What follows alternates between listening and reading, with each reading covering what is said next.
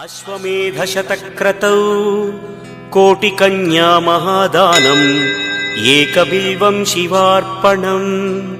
बिल्वानां दर्शनं पुण्यं स्पर्शनं पापनाशनम्।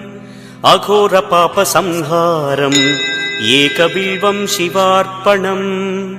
सहस्रवेदपाठेषु ब्रह्मस्थापनमुच्यते। अनेकव्रतकोटीनाम् एकबिल्वं शिवार्पणम्। अन्नदानसहस्रेषु सहस्रोपनयनं तथा अनेकजन्मपापानि एकबिल्वं शिवार्पणम्। बिल्वाष्टकमिदं पुण्यं यः पठेत् शिवसन्निधौ शिवलोकमवाप्नोति एकबिल्वं शिवार्पणम्।